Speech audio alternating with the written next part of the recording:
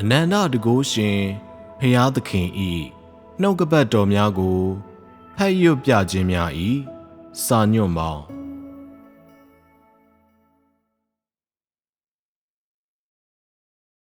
အတုမရှိဖျားသခင်ကိုတော်တိုင်ခုနှစ်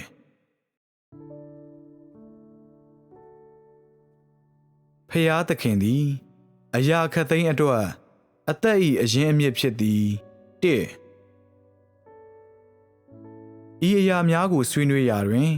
ငါတို့၏ရည်ရွယ်ချက်ကအဘယ်နည်းယင်းကအရာခတ်သိမ်းကိုဖျားသခင်ဖန်ဆင်းခဲ့သည့်စီးမြင်များကိုလူတို့အားလေ့လာစေဖို့လောယင်းကနက္ခရဗေဒနှင့်ပထဝီဝင်၌စိတ်ဝင်စားလာစေရန်အားပေးဖို့လောမဟုတ်ပါသို့ဆိုလျင်ယင်းမှာအဘယ်နည်းယင်းမှာဖျားသခင်၏လှုပ်ဆောင်ချက်များကိုလူတို့အားနားလည်စေဖို့ဖြစ်သည်ဖျားသခင်၏လှုပ်ဆောင်ချက်များထဲတွင်ဖျားသခင်သည်အရာခတ်သိမ်း၏အသက်အရင်းအမြစ်ဖြစ်ကြောင်းကိုလူတို့ကအတည်ပြုပြီးစိစစ်နိုင်မည်ဖြစ်သည်သင်ဤအရာကိုနားလည်နိုင်လျင်သင်သည်သင်ဤစိတ်နှလုံးထဲတွင်ဖျားသခင်၏နေရာကိုအမှန်တကယ်ခိုင်မာစေနိုင်လိမ့်မည်ဖြစ်ပြီးဖျားသခင်သည်အတုမရှိဖျားသခင်ကိုယ်တော်တိုင်ကောင်းကင်ကဘာမြေကြီးနှင့်အရာခတ်သိမ်း၏ဖန်ဆင်းရှင်ဖြစ်သည်ကိုသင်အတည်ပြုနိုင်လိမ့်မည်ထို့ကြောင့်ယင်းကအရာအလုံး၏စီးမြင်များကိုသိဖို့နှင့်ဖျားသခင်၏လှုပ်ဆောင်ချက်များကိုသိဖို့ရန်သင်၏ဖျားသခင်အားနားလည်ခြင်းအတွက်အသုံးဝင်သလောအသုံးဝင်ပါသည်ညီကဲ့သို့အသုံးဝင်သည်ပထမဦးစွာ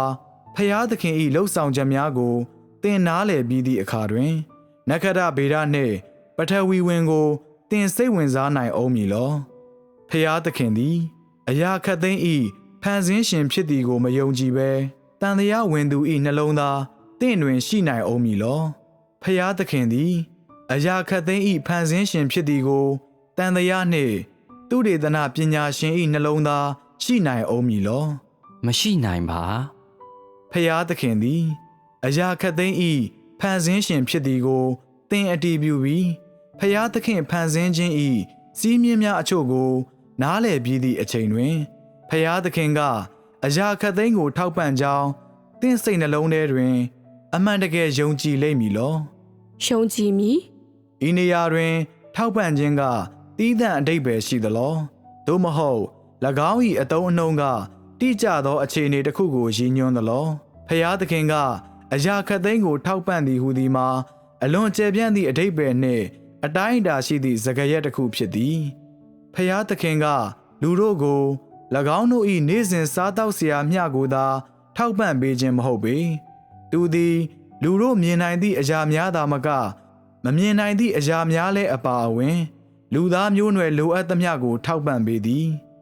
ဖျားသခင်သည်လူသားမျိုးနွယ်အတွက်မရှိမဖြစ်လိုအပ်သည့်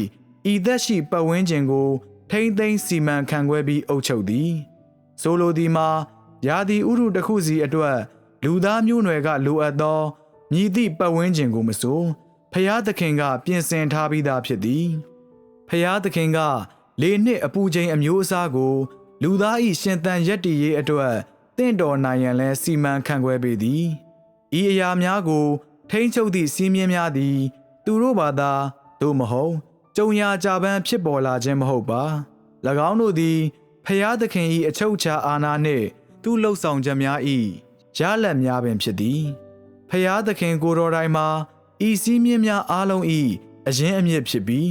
အရာအားလုံးတို့၏အသက်အရင်းအမြစ်ဖြစ်သည်ယင်းကိုသင်ယုံသည်ဖြစ်စေမယုံသည်ဖြစ်စေယင်းကိုသင်မြင်နိုင်သည်ဖြစ်စေမမြင်နိုင်သည်ဖြစ်စေသို့မဟုတ်ယင်းကိုသင်နားလည်နိုင်သည်ဖြစ်စေနားမလည်နိုင်သည်ဖြစ်စေဤအရာသည်အခြေခံပြီးမပြိုပြတ်နိုင်သည့်အမှန်တရားတစ်ခုအဖြစ်ရပ်တည်သည်လူအများစုကြီးက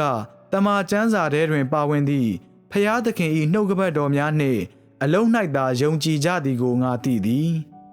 လူနည်းစုအတွက်ဖျားသခင်ကသူ၏လှုပ်ဆောင်ချက်များကိုဖော်ပြထားပြီးလူတို့အားသူ့ဖြစ်တည်မှု၏တန်ဖိုးကိုမြင်တွေ့ခွင့်ပြုထားလေသည်သူသည်၎င်းတို့ကိုသူ၏အစဉ်အတန်းအားနားလည်ခြင်းအနှဲငယ်ကိုလည်းရှိစေကာ သူတည်ရှိမှု၏အမှန်တရားကိုအတည်ပြုထားစေသည်သို့တော်လည်းနောက်ထပ်လူများစွာအတွက်ဖျားသခင်ကအရာခတ်သိမ်းကိုဖန်ဆင်းခဲ့ပြီးအရာခတ်သိမ်းကိုသူကစီမံခန့်ခွဲက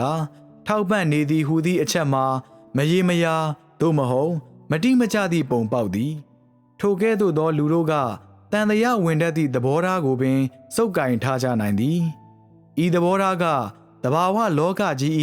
၏ဤဥပဒေသားများသည်အလိုလျောက်ဖြစ်ပေါ်ခဲ့ကြောင်းနှင့်တဘာဝတရား၏အပြောင်းအလဲများ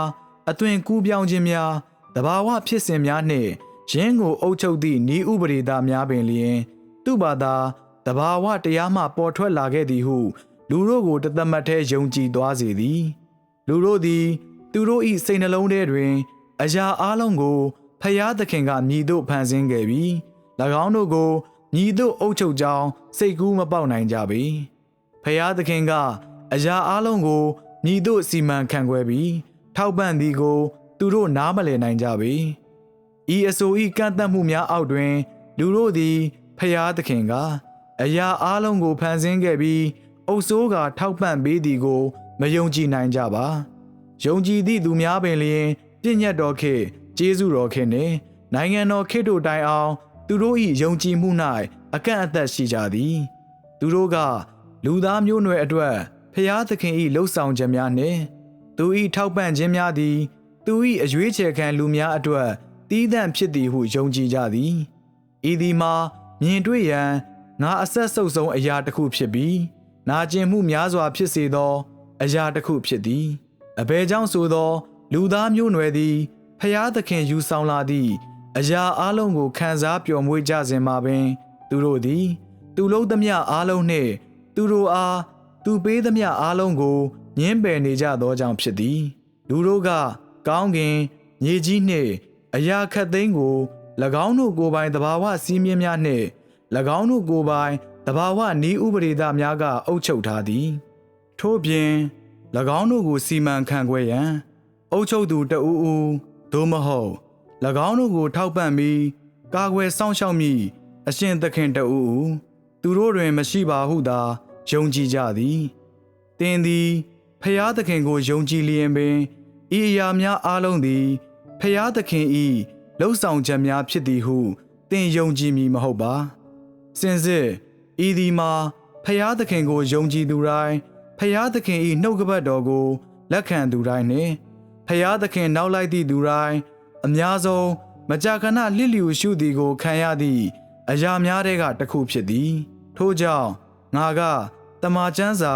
သို့မဟုတ်အမိခံဝိညာဉ်ဆိုင်ရာဝေါဟာရနှင့်မဆက်ဆက်သည့်အရာတစ်ခုခုကိုစတင်ဆွေးနွေးလိုက်သည်နှင့်တပြိုင်နက်လူတချို့ကပြင်းရိလာကြသည်သို့မဟုတ်ပင်ပန်းလာကြသည်သို့မဟုတ်စိတ်မသက်မသာပင်ဖြစ်လာကြသည်ငါ၏နှုတ်တော်ထွက်များကဝိညာဉ်ရေးရာလူများနှင့်ဝိညာဉ်ရေးရာအရာများနှင့်အဆက်ဆက်ရှိပုံမရဟုသူတို့ခံစားကြသည်၎င်းသည်စိုးဝါးသောအရာဖြစ်သည်ဖျားသခင်၏လှုပ်ဆောင်ချက်များကိုတည်ခြင်းနှင့်ပတ်သက်လာလျင်ငါတို့သည်နက္ခတ္တဗေဒအကြောင်းမပြောပထဝီဝင်သို့မဟုတ်ဇီဝဗေဒကိုလည်းသူတေသနမလုပ်ကြသည့်တိုင်အရာခတ်သိမ်းအပေါ်ဖျားသခင်၏အချုပ်အခြာအာဏာကိုငါတို့သိရမည်အရာအလုံးအတွက်သူ၏ထောက်ပံ့ခြင်းနှင့်သူသည်အရာအလုံး၏အရင်းအမြစ်ဖြစ်သည်ကိုငါတို့သိရမည်ဤသည်မှာလိုအပ်သောသင်ခန်းစာတစ်ခုနှင့်မဖြစ်မနေလေ့လာရမည်သင်ခန်းစာဖြစ်သည်ငါ၏နှုတ်တော်ထွက်များကိုသင်တို့နားလည်ကြပြီဟုငါယုံကြည်သည်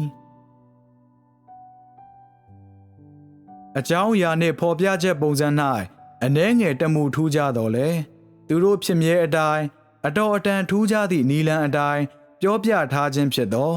ငါယခုပင်ပြောပြခဲ့သည့်ပုံဝိတ္ထုနှစ်ခုတို့မှာသင်တို့အားပို၍နက်နဲသောအရာကိုရရှိပြီးလက်ခံရန်အကူအညီပေးဖို့အတွက်လွယ်ကူရှင်းလင်းသည့်ဘာသာစကားနှင့်ရိုးရှင်းသောနီလန်းကိုအသုံးပြုရန်အတွက်ငါ၏အားထုတ်မှုဖြစ်ခဲ့သည်ဤသည်မှာငါ၏တခုတည်းသောရည်မှန်းချက်ဖြစ်သည်ဤပုံဝိတ္ထုလေးများနှင့်၎င်းတို့ရေးဆွဲသည့်ပုံလွှာများထဲတွင်ဖျားသခင်သည်အရာအလုံးတို့အပေါ်အချုပ်အခြာအာဏာဖြစ်သည်ကိုသင်တို့အားမြင်တွေ့ပြီးယုံကြည်စေလိုသည်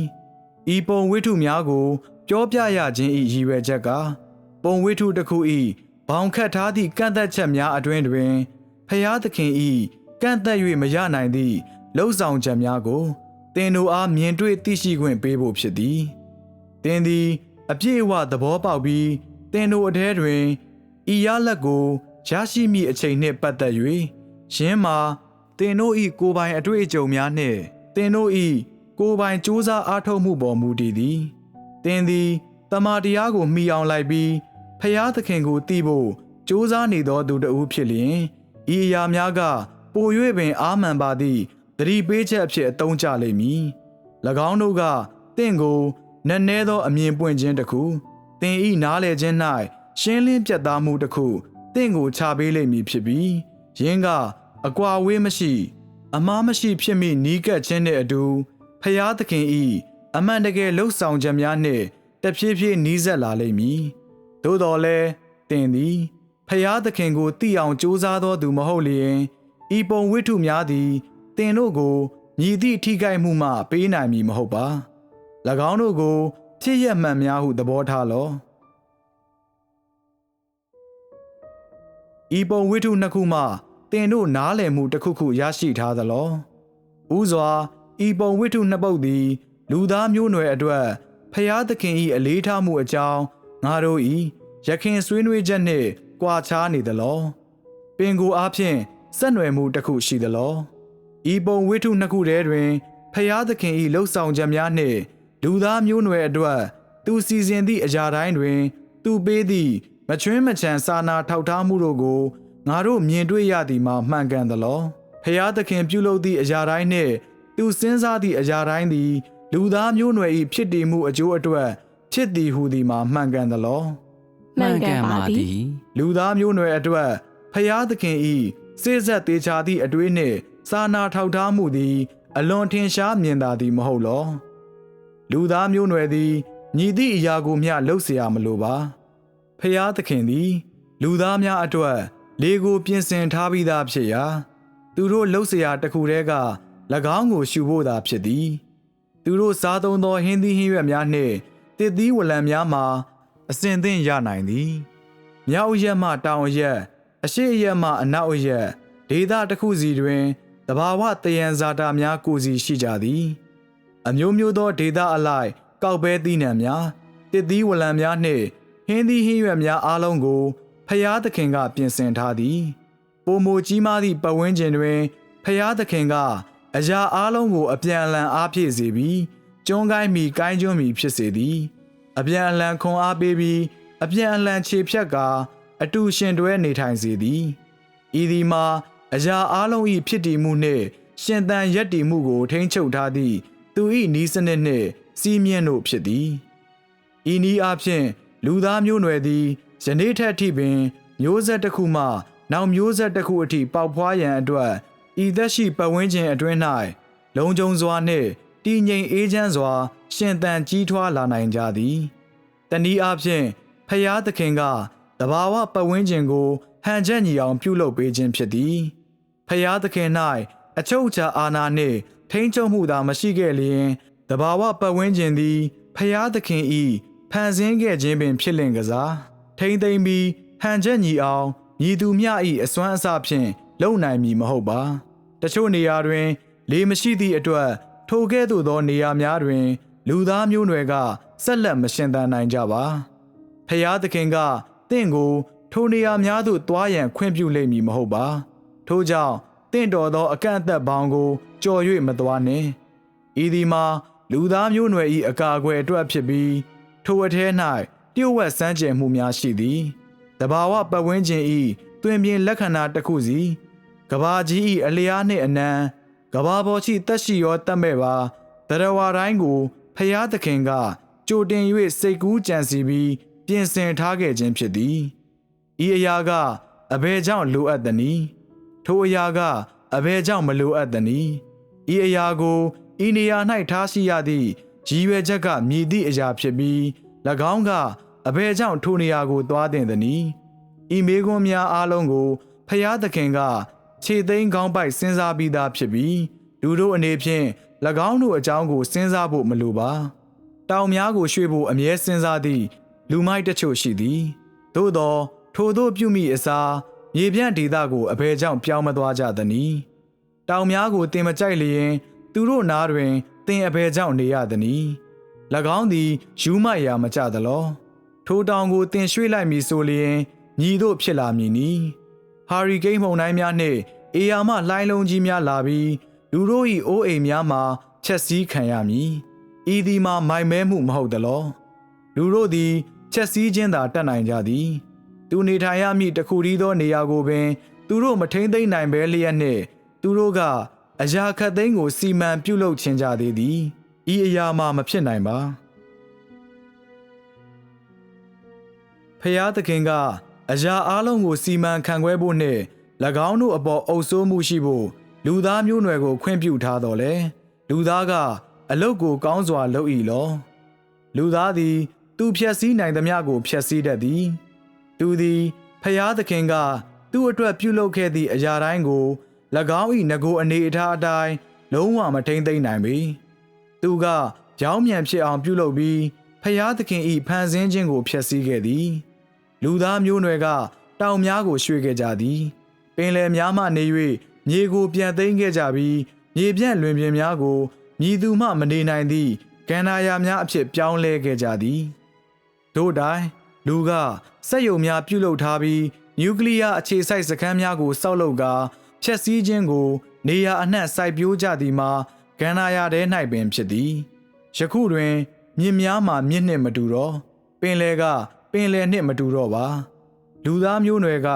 တဘာဝပတ်ဝန်းကျင်၏ဟန်ချက်ညီမျှမှုနှင့်ရင်း၏စီးမြင်းများကိုချိုးဖောက်ထားပြီးသည်နှင့်တပြိုင်နက်သူ၏ကက်ဆိုင်မြင့်နှင့်တေခြင်းသည်မဝေးတော့ပါ၎င်းကိုရှောင်လွှဲ၍မရပါလူသားမျိုးနွယ်သည်ဘေးအန္တရာယ်ကြာရောက်လာသောအခါဖျားသခင်ကသူ့အတွက်ပြုလုပ်ထားသည့်အရာတိုင်း၏အဖိုးတန်မှုနှင့်၎င်းကလူသားမျိုးနွယ်အတွက်ညီမျှအရေးပါသည်တို့ကိုသိနာလည်လိမ့်မည်လူသားအတွက်သူ့အချိန်နှင့်သူလေနှင့်မိုးတို့လာတတ်သည့်ပတ်ဝန်းကျင်တစ်ခုတွင်နေထိုင်ရခြင်းမှာပရာတိတုဘုံ၌နေထိုင်ရတဲ့ကဲ့သို့ဖြစ်သည်လူတို့ကဤအရာကိုကောင်းကြီးတစ်ပါးဖြစ်ကြောင်းသဘောမပေါက်ကြပေသို့သော၎င်းတို့အားလုံးကိုသူတို့ဆုံးရှုံးရသည့်အချိန်တွင်၎င်းသည်အဘယ်မျှကြုံနှောင့်ကြုံခဲဖြစ်ပြီးအဖိုးတန်သည်ကိုသူတို့သိမြင်လိမ့်မည်ထို့ပြင်ယင်းကမရှိတော့သည်နှင့်သူတို့ယင်းကိုမြည်သို့ပြန်ရယူမည်နီဖျားသခင်ကယင်းကိုနောက်ထပ်ဖန်ဆင်းရန်ဆန္ဒမရှိတော့လျင်လူတို့ကမြည်သည့်အရာပြုလုပ်နိုင်မည်နီသင်တို့လုံနိုင်သည့်အရာတစ်စုံတစ်ခုရှိသလော မရှိပါဘာမှမရှိပါအမှန်မှမူသင်တို့လုံနိုင်သည့်အရာတစ်ခုရှိသည်၎င်းကအယံရိုးရှင်းပြီး၎င်းမှာညီသည့်အရာဖြစ်သည်ကိုသင်တို့အားငါပြောပြသောအခါယင်းကဖြစ်နိုင်ကြောင်းသင်တို့ချက်ချင်းသိလိမ့်မည်လူသားသည်သူ၏လက်ရှိဖြစ်တည်မှုအခြေအနေထဲတွင်ရောက်ရှိနေသည်မှာအဘယ်သို့နည်းယင်းကသူ၏လောဘနှင့်ဖျက်ဆီးမှုများကြောင့်လောလူသားကဤဖျက်ဆီးမှုကိုအဆုံးသတ်လျင်သူ၏သက်ရှိပတ်ဝန်းကျင်သည်သူ့ဘာသာတဖြည်းဖြည်းကောင်းမွန်လာလိမ့်မည်လောဖျားသခင်သည်ညီသည့်အရာကိုမျှမလုပ်ပါကဖျားသခင်သည်လူသားမျိုးနွယ်အတွက်တခုခုလုပ်ပေးဖို့ဆန္ဒမရှိတော့ပါကဆိုလိုသည်မှာသူကဤကိစ္စတွင်ကြားဝင်မဆွတ်ပါကလူသားမျိုးနွယ်အတွက်အကောင်းဆုံးနည်းလမ်းမှာဤဖြည့်ဆည်းမှုအလုံးစုံကိုရပ်တန့်ရန်နှင့်သူတို့၏နေထိုင်ရာပတ်ဝန်းကျင်ကို၎င်း၏ငကိုအခြေအနေသို့ပြန်ရောက်စေခွင့်ပြုရန်ပင်ဖြစ်လိမ့်မည်ဤဖြည့်ဆည်းမှုအလုံးစုံကိုအဆုံးသတ်ခြင်းဆိုသည်မှာဖျားသခင်ဖန်ဆင်းထားခဲ့သည့်အရာများအားအာရမလူရက်ခြင်းနှင့်အကြီးအကျယ်ဖြည့်ဆည်းခြင်းအားအဆုံးသတ်လိုက်ခြင်းကိုဆိုလိုသည်ထို့သောပြုခြင်းကလူသားနေထိုင်သည့်ပတ်ဝန်းကျင်ကိုတဖြည်းဖြည်းပြန်ကျန်းမာလာခွင့်ပေးမည်ဖြစ်ပြီးထို့သောမလုံနိုင်ခြင်းသည်အသက်ရှင်သန်မှုအတွက်ယင်းဤပျက်စီးခြင်းကအချိန်နှင့်အမျှမြန်ဆန်သွားမည်ဖြစ်သည့်ပို၍ပင်ဆက်ဆုပ်ဖွယ်ကောင်းသောပတ်ဝန်းကျင်အဖြစ်သို့အကျိုးဆက်ပေါ်လာမည်ဖြစ်သည်ငါဤနီလန်းကရိုးရှင်းသလောယင်းကရိုးရှင်းပြီးဖြစ်နိုင်သည်မဟုတ်သလောအမှန်တကယ်ရိုးရှင်းပြီးလူတချို့အတွက်ဖြစ်နိုင်ခြေရှိတော်လဲကဘာပေါ်ကလူအများစုကြီးအတွက်ဖြစ်နိုင်ခြေရှိသလောဖြစ်နိုင်ခြေမရှိပါအ ਨੇ ဆုံးသင်တို့အတွက်ဖြစ်နိုင်ခြေရှိသလောရှိပါသည် တင်တို့ကိုရှိပါသည်ဟုပြောစေသည်မှာအဘယ်အရာနည်းယင်းကဖျားသခင်၏လှုပ်ဆောင်ချက်များကိုနားလည်မှု၏အခြေခံအုတ်မြစ်မှလာခြင်းဖြစ်သည်ဟုပြောနိုင်သလောယင်း၏အနေအထားမှာဖျားသခင်၏အချုပ်အခြာအာဏာနှင့်အစီအစဉ်အားနာခံခြင်းဖြစ်သည်ဟုပြောနိုင်သလော ပြောနိုင်ပါသည် အမှုအရာများကိုပြောင်းလဲဖို့နည်းလမ်းတစ်ခုရှိသည်သို့သော၎င်းကငါတို့ယခုဆွေးနွေးနေကြသည့်အကြောင်းအရာမဟုတ်ပါဖျားသခင်သည်လူဘဝတစ်ခုစီတိုင်းအတွက်တာဝန်ရှိပြီးတကယ်အဆုံးသတ်အထိသူကတာဝန်ရှိသည်ဖျားသခင်ကတင့်ကိုထောက်ပံ့ပေးပြီးစာတန်ဖျက်ဆီးခဲ့သည့်ဤပတ်ဝန်းကျင်ထဲတွင်တင်သည်နေမကောင်းဖြစ်စေခြင်းသို့မဟုတ်ညဉ့်ညမ်းစေခြင်းသို့မဟုတ်ချိုးဖောက်ထိပါခြင်းခံနေရလျင်ပင်ကိစ္စမရှိပေဖျားသခင်ကတင့်ကိုကြည့်ရှုစောင့်ရှောက်ပြီးတင့်ကိုဆက်လက်အသက်ရှင်ခွင့်ပေးလိမ့်မည်ဤအရာ၌တင့်ယုံကြည်မှုရှိသလား ရှိပါသည် ဖျားသခင်သည်လူသားတဦးကိုပေါ့ပေါ့တန်တန်သေဖို့အခွင့်မပေးပါယခုတွင်ဖျားသခင်အားအရာခတ်သိမ်းအတွက်အသက်၏အရင်းအမြစ်ဖြစ်ကြောင်းအတိအမှတ်ပြုခြင်း၏အရေးပါမှုမျိုးကိုသင်တို့ခံစားမိလာကြပြီလော ကျွန်ုပ်တို့ခံစားမိပါပြီ သင်တို့၌မြည်သည့်ခံစားမှုများရှိသနည်းငါအားပြောလော ယခင်ကကျွန်ုပ်တို့သည်တောင်များပင်လယ်များနှင့်ရေကန်များကိုဖျားသခင်၏လှုပ်ဆောင်ချက်များနှင့်လုံးဝဆက်ဆက်မတွေးမိခဲ့ကြပါဤအရာများမှာ၎င်းတို့အတွင်း၌ဖျားသခင်၏လှုပ်ဆောင်ချက်များနှင့်ဉာဏ်ပညာရှိကြောင်းယနေ့ဖျားသခင်၏မိတ္တဟာရပြုချက်ကိုကြားနာရသည့်အချိန်အထိကျွန်ုပ်တို့နားမလည်ခဲ့ပါဖျားသခင်သည်အရာခတ်သိမ်းကိုစတင်ဖန်ဆင်းခဲ့သည့်အချိန်၌ပင်သူသည်အရာတစ်ခုစီကိုကံကြမ္မာတစ်ခုနှင့်သူ့စေတနာတို့ဖြင့်ပြေဝစေခဲ့ပြီးဖြစ်ကြောင်းကျွန်ုပ်တို့တွေ့ရသည်အရာခတ်သိမ်းသည်အပြန်အလှန်အားဖြည့်နေပြီးကျွန်းကိုင်းမီကိုင်းကျွန်းမီဖြစ်နေကလူသားမျိုးနွယ်မှာအဆုံးစွန်အကျိုးခံစားရသူများဖြစ်သည်ကျွန်ုပ်တို့ယနေ့ကြားနာခဲ့ရသည့်အရာကအလွန်ပင်လန်းဆန်းတက်ကြွစရာကောင်းပြီးစမ်းသစ်သည်ဖျားသခင်၏လှုပ်ဆောင်ချက်များမှာအဘယ်မျှလောက်တကယ်ရှိနေကြောင်းကိုကျွန်ုပ်တို့ခံစားလိုက်ရသည်လက်တွေ့ကဘာတွင်ကျွန်ုပ်တို့၏နေ့စဉ်ဘဝများနှင့်အရာခတ်သိမ်းနှင့်ကျွန်ုပ်တို့၏တွေ့ကြုံမှုများထဲ၌ဤအရာမှာထိုသို့ဖြစ်သည်ကိုကျွန်ုပ်တို့တွေ့မြင်ရသည် သင်တို့အမှန်တကယ်မြင်တွေ့သွားပြီမဟုတ်လောဖျားသခင်ကကြန့်ခိုင်သောအခြေခံအုတ်မြစ်မရှိဘဲလူသားမျိုးနွယ်ကိုကြည့်ရှုစောင့်ရှောက်မည်မဟုတ်ပါသူ၏ထောက်ပံ့ခြင်းမှာတူတောင်းသောစကားလုံးအချို့မျှတာမဟုတ်ပါဖျားသခင်ကမြောက်များစွာပြုလုပ်ခဲ့ပြီဖြစ်ပြီးသင်မမြင်ရသည့်အရာများပင်သင်ကောင်းကျိုးအတွက်ကြီးဖြစ်သည်လူသားသည်သူ့အတွက်ဖျားသခင်ဖန်ဆင်းခဲ့သည့်လူတို့နှင့်အရာခတ်သိမ်းကတစ်ခုနှင့်တစ်ခုအမိတဟဲပြုနေကြရသောဤပတ်ဝန်းကျင်ဤအရာခတ်သိမ်းထဲတွင်နေထိုင်ရသည်ဥပမာအားဖြင့်အပင်များကလေကိုတန့်စင်ပေးသည့်ဓာတ်ငွေ့များကိုရှူရှိုက်ကြရပြီးလူတို့ကတန့်စင်ပြီးသားလေကိုရှူရှိုက်ပြီးထိုမှအကျိုးခံစားရသည်တို့တိုင်အချို့အပင်များမှာလူသားများအတွက်အစိတ်အတောက်ဖြစ်သည့်အချိန်၌ပင်အခြားအပင်များကအစိတ်ရှိသောအပင်များကိုခြေဖြတ်ပေးသည်ဤသည်မှာဖျားသခင်ဖန်ဆင်းခြင်း၏အံ့ဖွယ်ရာတစ်ခုဖြစ်သည်တကားသို့သောဤအကြောင်းအရာကိုလောလောဆယ်ခြံထားကြစို့ယနေ့ငါတို့၏ဆွေးနွေးချက်မှာအဓိကအားဖြင့်လူသားနှင့်သူကင်းကွာ၍မနေနိုင်သောကြံသည့်ဖန်ဆင်းခြင်းတို့၏အတူရှင်တွဲနေထိုင်ခြင်းအကြောင်းပင်ဖြစ်သည်အရာခတ်သိမ်းကိုဖျားသခင်ဖန်ဆင်းခြင်း၏အရေးကြီးပုံကအဘယ်နည်းလူက